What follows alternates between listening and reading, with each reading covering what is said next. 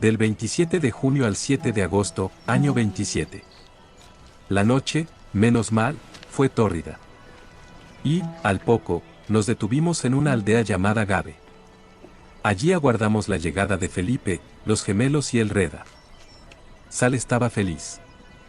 Otra vez con su amo. Después, con el alba, emprendimos el viaje hacia el norte. Al divisar las murallas de Betel, Andrés dio orden de detener la marcha. Estábamos a 18 kilómetros de Jerusalén. En principio habíamos despistado al Sanedrín. Pero no podíamos confiarnos. Betel era una ciudad populosa, 20.000 habitantes, semipagana y entregada al dinero. Era célebre por sus mercados y mercadillos. Allí se vendía todo lo imaginable. Los perfumes y los espejos eran sus especialidades. Betel, o la casa de Dios, descansaba sobre una muy antigua leyenda, posiblemente inventada. Advertido Jacob de que su hermano Esaú quería matarlo, huye hacia las tierras de Harán con el fin de tomar por esposa a una de las hijas de su hermano Labán. Y al llegar a un determinado lugar, Jacob sintió la necesidad de dormir. Y así lo hizo. Encontró una extraña piedra de color verde y la utilizó como almohada, vaya. Otra vez la crisoprasa. Entonces tuvo una ensoñación. Vio una escala por la que subían y bajaban muchos ayoto vivientes. En lo alto de la escalera distinguió una luz triangular de color naranja. Y la voz le habló y le dijo: Yo soy Yahvé, el Dios de tu padre Abraham y el Dios de Isaac. La tierra en la que estás acostado te la doy para ti y tu descendencia. Tu descendencia será como el polvo de la tierra y te extenderás a poniente y a oriente, al norte y al mediodía, y por ti se bendecirán todos los linajes de la tierra, y por tu descendencia. Despertó Jacob de su sueño y dijo: Así pues, está Yahvé en este lugar y yo no lo sabía. Y asustado dijo: Qué temible es este lugar. Esto no es otra cosa sino la casa de Dios y la puerta del cielo. Levantóse Jacob de madrugada, y tomando la piedra que se había puesto por cabezal, la erigió como estela y derramó aceite sobre ella. Y llamó a aquel lugar Betel, aunque el nombre primitivo de la ciudad era Luz. Esta es la versión del Génesis. Desde entonces, el lugar se llamó Betel, o la casa de Dios. Por supuesto, la piedra verde nunca fue encontrada. Con la división del reino, Betel perteneció a Israel. Y el rey Jeroboam inició el culto al becerro de oro. Pero una noche, una poderosa luz se presentó en el lugar y derribó el ídolo. Durante un tiempo, los sacerdotes judíos escondieron el arca de la alianza en los túneles de la ciudad. La estratégica posición de Betel, en el cruce de los caminos a Jerusalén, Jericó y Sicar, la convirtió en la segunda metrópoli del país. Acampamos junto a la muralla y allí discurrió todo el mes de julio de ese año 27. Se produjeron dos únicas escapadas. Una a la ciudad de Arquelais y otra a Fasaelis, ambas al norte, y relativamente cerca del río Jordán. David Zebedeo se mantuvo en contacto con el grupo y siguió suministrando noticias. El Sanedrín rabiaba ante la nueva fuga del Galileo y su gente. Y despacharon más confidentes, en todas direcciones. Andrés previno a los discípulos: debían estar atentos. Y, con el consentimiento del Galileo, el jefe estableció unas rígidas normas. A saber, nada de ostentaciones públicas o privadas, nada de predicaciones, y nada de visitas a particulares. En suma, silencio y discreción, hasta nueva orden. Durante varios días, tras colaborar en la cocina de campaña, me dediqué a recorrer la ciudad y a tomar referencias. Disfruté en el mercado de los perfumes, probablemente, uno de los más codiciados del Mediterráneo. Felipe me acompañó en algunas ocasiones, y me orientó. Y Felipe entonó una vieja canción. Eres el guardián y protector de quienes hacen perfumes y aceites. Protector y Dios del loto sagrado. Osiris es el cuerpo de las plantas y tú, Nefertum, eres el alma. El frasco de alabastro, decorado en azul para preservarlo de las radiaciones solares, contenía el kifi, un perfume a base de incienso y pasas. Solo los reyes podían costearlo. Lo utilizaban cuando se disponían a hacer el amor. Felipe aseguró que volvía locas a las mujeres. Y me guiñó un ojo. También nos divertimos ante el puesto de los conos de grasa perfumada. Los clientes, sobre todo ellas, los situaban en lo alto de la cabeza, sobre las pelucas, y dejaban que se derritieran con el calor. Poco a poco, los perfumes caían sobre el rostro y las túnicas, llenando el lugar con toda suerte de esencias. Yo los había visto en el palacio de Poncio, en Cesarea. Y disfrutamos con el Soucinon, una exquisita mezcla de flores, en la que gobernaban el lirio, la acacia y la menta. Estaba prohibido a los varones. Felipe me habló maravillas del metopión, lo último en aceites esenciales.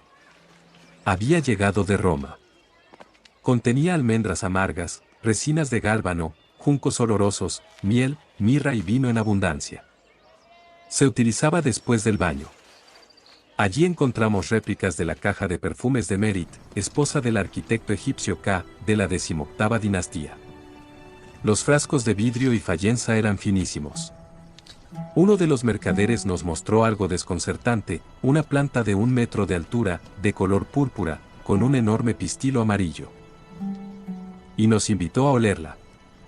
Vaya, olía a queso podrido.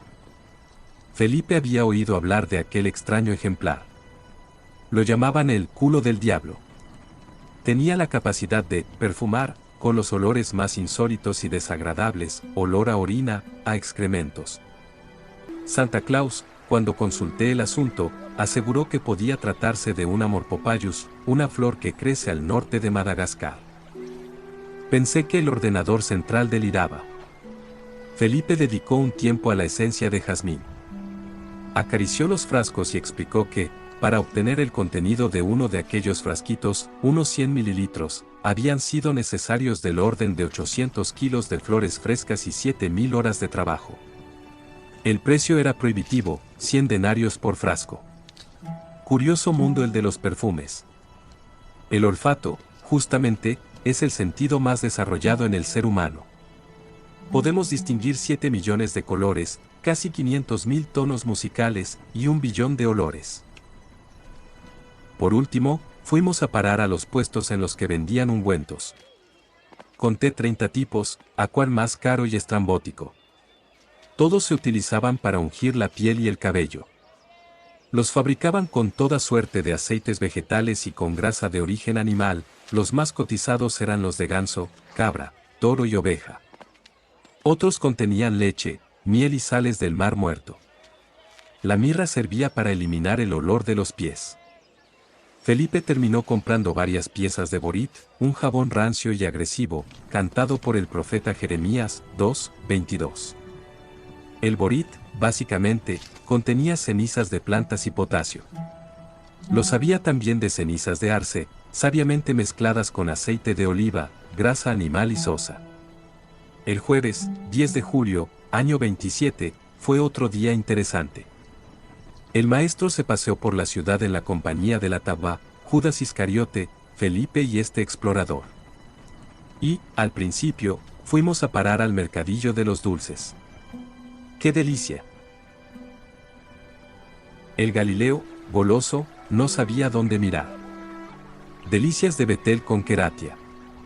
El chocolate que extraían del algarrobo, bizcochos de jengibre, lo llamaban bosque negro, merengue de nueces, peras a la menta y los tradicionales baklava, macizos y dorados. Jesús quería probarlos todos. Y Felipe tuvo que ponerse serio. No cargaban el dinero suficiente para tanto dulce.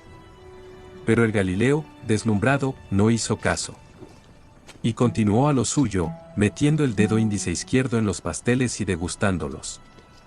Los comerciantes protestaban con razón. Felipe iba detrás, excusándose y abonando el desaguisado. Y llegamos a la zona de los helados. Dios bendito. Creí que lo había visto todo.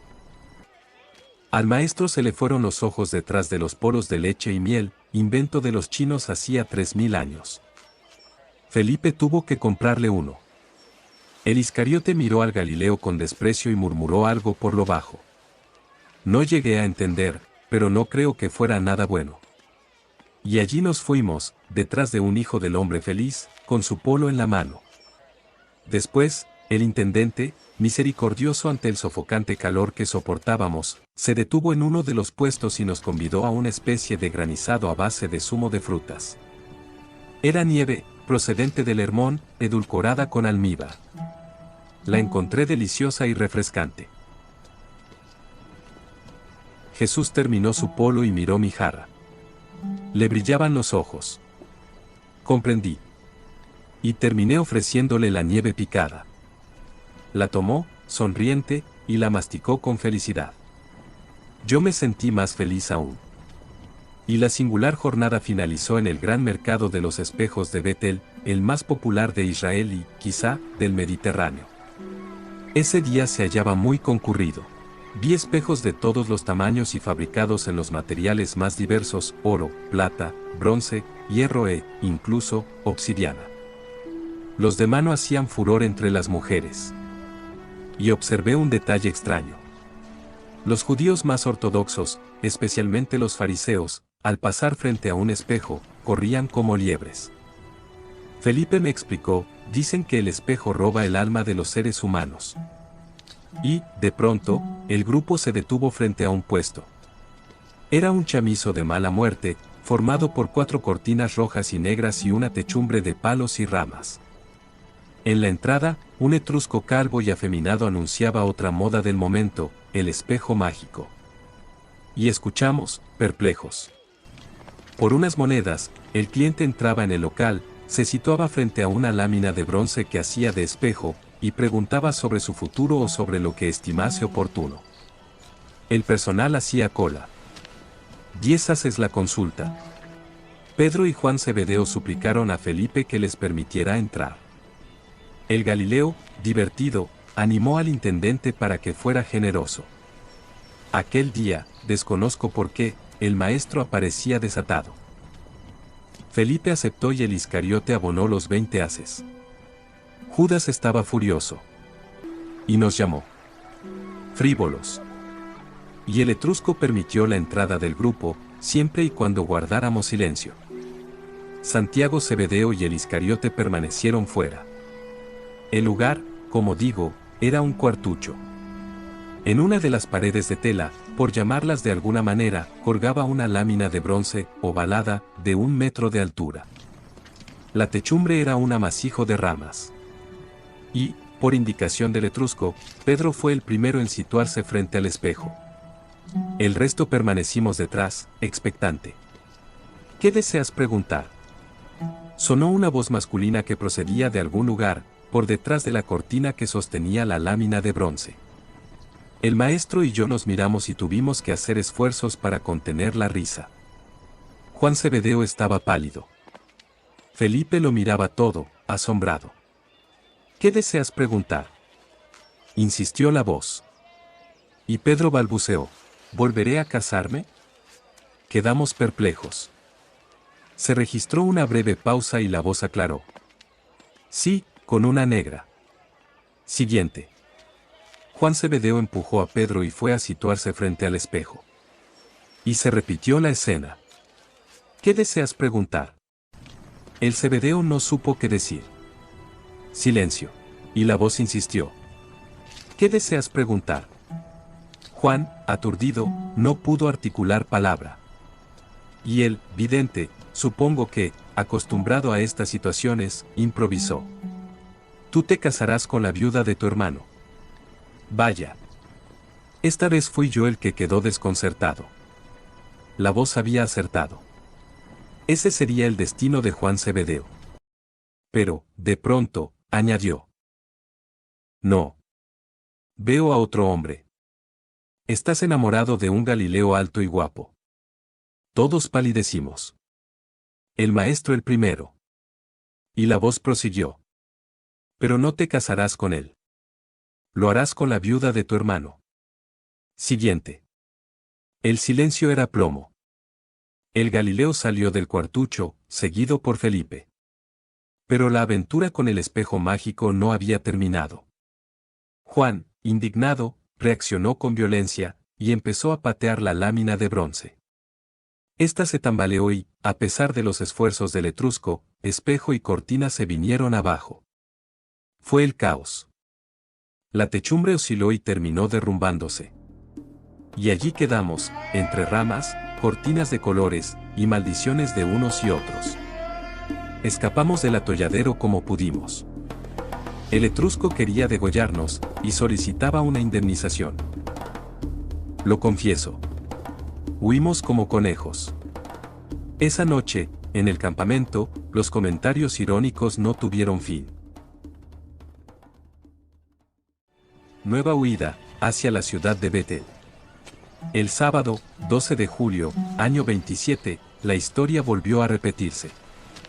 La noticia de la presencia del Hacedor de Maravillas en Betel se propagó, veloz. Y el Galileo se rindió. Afable y cariñoso, Jesús terminó recibiendo a cuantos llegaban al campamento. Por allí pasaron vecinos de Arimatea, Timná, Jase, Emaús, Virot, Ecrón y una docena de aldeas cuyos nombres, sinceramente, no recuerdo. El Señor departía con todos. Escuchaba, atento, sus demandas. Todos reclamaban salud, dinero y amor. Por ese orden. Nada nuevo. Las mismas exigencias en todas partes y en todos los tiempos. Y él consolaba a los afligidos, profundizaba en sus problemas, preguntaba a grandes y chicos, y repetía la misma palabra: confía. El Padre Azul está en tu interior. Él sabe de tus penurias. Confía. Los discípulos trataban de poner orden, pero era imposible. La gente llegaba en oleadas, y de muy lejos, y solo querían abrazar y tocar al carpintero de Nahum. Esperar no entraba en sus planes y siguieron las disputas de siempre. Andrés se desesperaba. Cuando la situación se tensaba, el maestro tomaba a Sal y desaparecía en la ciudad o en los campos próximos. El miércoles, 16 de julio, año 27, sucedió algo que me desconcertó, mejor dicho, me sucedió. Fue un sueño. En realidad, una pesadilla. De pronto me vi en mitad de la noche. 2 lanchas navegaban, serenas, por el Yam. Yo me hallaba en una de ellas. Los tripulantes eran los 12 discípulos. No vi a Jesús. Creo que estábamos pescando. Y, súbitamente, alguien llamó la atención del resto. Por la proa vimos aparecer una escalera kilométrica. Partía de la superficie del lago y se perdía en el cielo estrellado. Quedé perplejo. Por la escalera bajaban unos seres con una sola pierna. Eran de corta estatura. Quizá 1 metro, pero con los rostros bellísimos. Los cabellos, largos y luminosos, flotaban al viento. Los ojos eran azules, enormes y almendrados. No tenían nariz y tampoco boca. Llegaban al agua, me hacían señas para que subiera por la escalera, y se sumergían. Finalmente salté de la embarcación y caminé sobre las aguas del mar de Tiberíades, no podía creerlo, no me hundía. Pedro, desde la segunda lancha gritaba: «Ánimo, solo es un sueño, a mí también me pasó, pero no me creyeron». Alcancé la escalera y empecé a trepar. Los discípulos aplaudieron. Los peldaños eran metálicos, como los de la escalerilla de la cuna. Los noté fríos. Helados. Había peldaños de plomo, de estaño, de bronce, de hierro, de una aleación desconocida y brillante, de plata y de oro. Formaban secuencias de 7 metales. Siempre los mismos y en el mismo orden. En el sueño conté los peldaños y, como no, tomé referencias. Ubiqué a Saturno. Allí aparecía Celso, con un libro entre las manos, Orígenes contra Celsum. No entendí. Después situé al planeta Venus. Vestía como Sal, con una túnica de estaño. Después aparecieron Júpiter, vestido de bronce, Mercurio, con casco de hierro, Marte y la Luna y el Sol. En el suelo conté 13.013 peldaños. Era lo que los judíos llamaban una suyam, una escalera mágica. Y al llegar al peldaño 13.013, la suyam terminó. No me percaté a tiempo y caí al vacío. Fue una caída angustiosa e interminable. Abajo, en la negrura, se distinguían las luces de Saidan y Nahum. Y seguí cayendo y cayendo. Lo último que recuerdo fue una voz metálica, en mitad de la nada, que decía, ¿qué deseas preguntar? Desperté sobresaltado. Supuse que el incidente en el mercado de los espejos y la historia de Jacob y la escalera que llegaba al cielo pudieron condicionar mis sueños. Y no le di mayor importancia. Pero, en los días siguientes, el recuerdo de la pesadilla siguió rondándome. No había forma de esquivarla. Y me pregunté, ¿cuál era la perla del sueño, admitiendo que la hubiera? No fui capaz de encontrarla. Y llegó el sábado, 19 de julio, año 27. Ese día amaneció a las 4 horas, 33 minutos y 54 segundos tiempo universal. La jornada se presentó nublada. A media mañana cayó el diluvio y, al poco, escampó. Y hacia la 9:15 horas, me quedé solo en la cocina de campaña. Felipe y los gemelos de Alfeo se hallaban en Betel, de compras. Me senté en una de las esteras, bajo la toldilla negra que protegía el lugar, y me preparé un té perla. En la mente continuaba sobrevolando el extraño sueño de la escalera de metal y sus 13.013 peldaños. No había forma de hallar la perla de la que siempre hablaba el maestro. Y en eso estaba cuando lo vi acercarse. El Galileo me sonrió, acarició a la chipriota, y fue a sentarse frente a este explorador. Lo he dicho alguna vez, y lo mantengo, aquel hombre era especialmente atractivo. Nunca me cansé de mirarle. Las pestañas eran largas y tupidas. Los ojos, color miel líquida, eran irresistibles. Tenían magia. Si acertabas a mirarlos quedabas prisionero. El bigote, como el oro viejo, no ocultaba los labios. Estos eran finos y sin pretensiones. La frente, despejada, denotaba una especial inteligencia. La dentadura era perfecta, blanca y en orden. La barba, partida en dos, presentaba algunas canas, como los lacios cabellos, desmayados hasta los hombros. Con los rayos del sol, el pelo se volvía de color caramelo. La piel, bronceada por tantos días de desierto y montaña, resultaba varonil y cálida.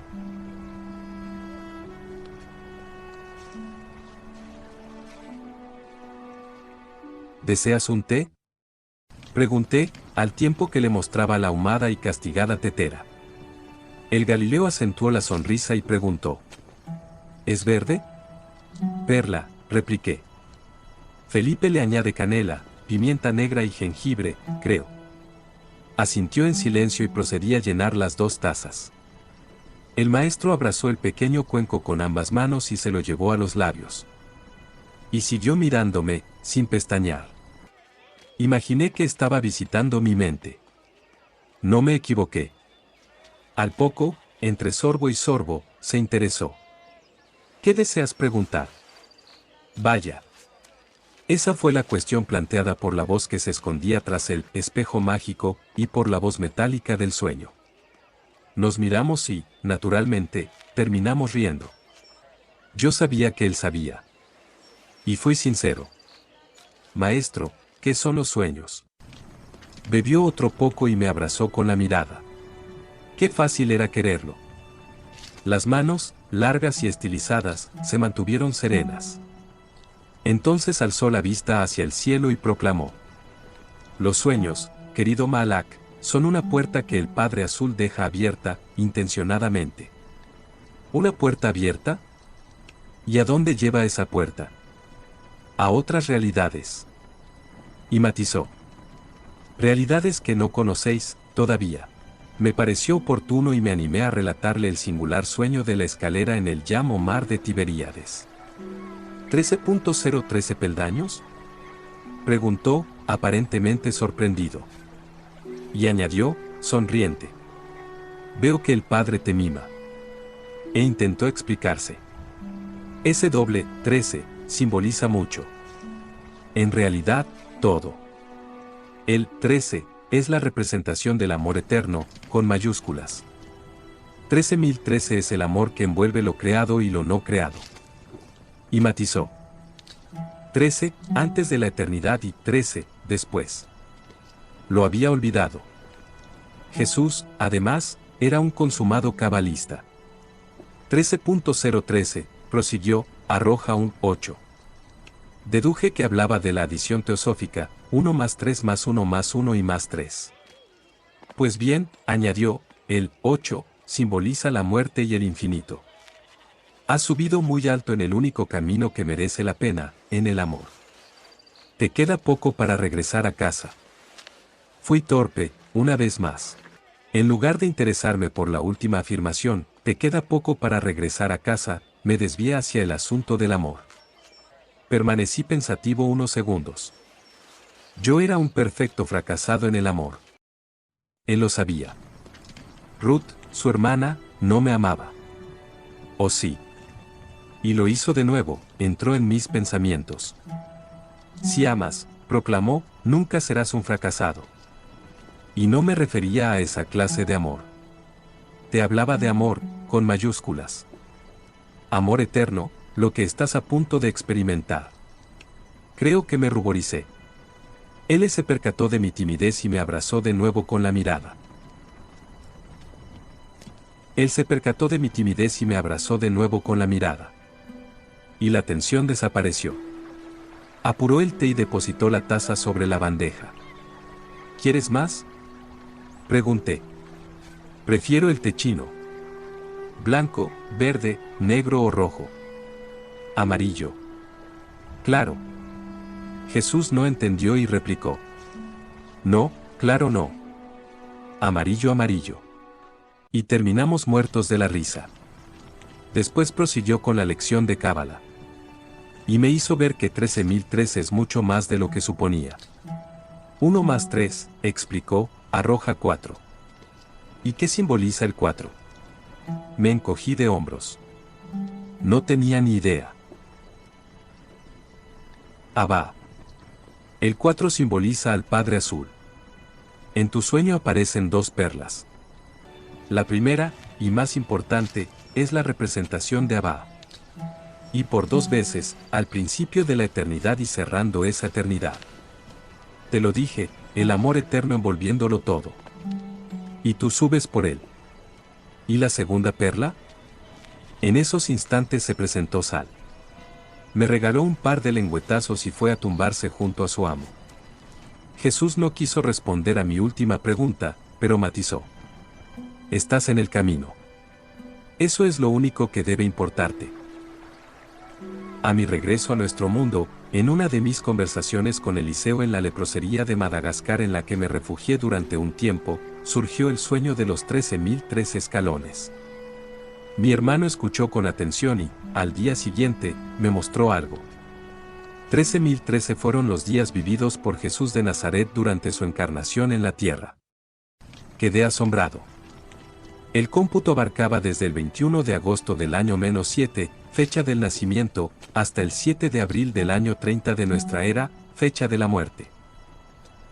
Y me pregunté, ¿por qué el 13.013 se presentó en el sueño? ¿Por qué fueron 13.013 peldaños? Fue esta la segunda perla encerrada en la ensoñación y de la que el rabino quiso hablar. Estoy seguro. Fue la segunda perla. Como decía el maestro, quien tenga oídos, que oiga. Ese mismo sábado, 19 de julio, año 27, llegó al campamento otro de los habituales correos de David Zebedeo, el hermano de Juan y Santiago. Los discípulos temblaron. El Sanedrín nos había localizado. Aparejamos las tiendas, recogimos la cocina de forma apresurada, cargamos el red a cubierto, y escapamos, casi a la carrera. Era la enésima huida. Siguiente parada, Arquelais, al norte, y cerca del río Jordán. Se trataba de una ciudad helenizada, sin mucho que ver. Allí permanecimos 4 días, ocultos en el campamento, y temerosos. Los levitas podían presentarse en cualquier momento. Nadie se movió. El 28 de julio, lunes, Andrés, previsor, ordenó partir. Y nos encaminamos en dirección a Fasaelis, otra villa judía, fundada por Herodes el Grande en memoria de su hermano mayor, muerto en batalla. Acampamos, como siempre, cerca de las puertas de la ciudad y allí permanecimos, ocultos, durante algunos días. Y en Phasaelis recibimos dos sorpresas. Bela, de pronto, se presentó en el campamento. ¿Cómo lo hizo? ¿Cómo nos encontró? El persa del sol en la frente se alegró al verme, pero me dio la espalda en cuanto vio al Iscariote y a Simón, el zelota. Aquello no me gustó. Y regresaron las viejas ideas. ¿Fue Bela quien traicionó a Jehohanan? ¿De qué habló con los discípulos? ¿Por qué hicieron una parte? ¿Había un traidor entre los íntimos? Por supuesto, yo sabía que el Iscariote terminaría traicionando al Galileo, pero ¿qué debía pensar del zelota? ¿Era un agente infiltrado? ¿Para quién trabajaba? Todo el mundo sabía que era un zelota, un guerrillero contra Roma. ¿O estaba elucubrando, una vez más? A las pocas horas, sin despedirse, Bela desapareció. Y Judas y el zelota se mostraron huidizos. Nadie supo de qué hablaron con el escalador. Y las dudas me asaltaron durante un tiempo. La segunda sorpresa llegó al atardecer. Abner, el pequeño gran hombre, y los justos, 15 en total, se presentaron en el campamento. Fueron bien recibidos, pero las disputas no tardaron en llegar.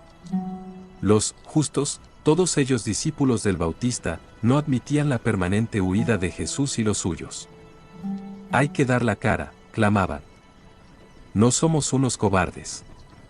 Y unos y otros terminaban a voces. ¿Por qué el Galileo no predicaba? Protestaban los justos. ¿Qué sucedía con los arsenales de armas y con la organización de los ejércitos? ¿A qué esperaba el maestro para dar la orden de ataque? Y lo más irritante, porque Jesús, supuesto Mesías, no hacía nada para liberar a Jehohanan, su primo segundo. La situación, desde mi corto entendimiento, no tenía arreglo. Las polémicas y las peleas fueron tan frecuentes y agrias que Andrés y Abner, como jefes de grupo, se vieron en la necesidad de parlamentar y buscar una solución. Obviamente no la encontraron. Y recurrieron a Jesús. El maestro dio un consejo. Dejemos atrás los problemas. Y ambos grupos, de mutuo acuerdo, optaron por concederse un respiro. Se separarían. Cada bando tiraría en una dirección. Fue así como terminamos en la inolvidable montaña que llamaban Sartaba.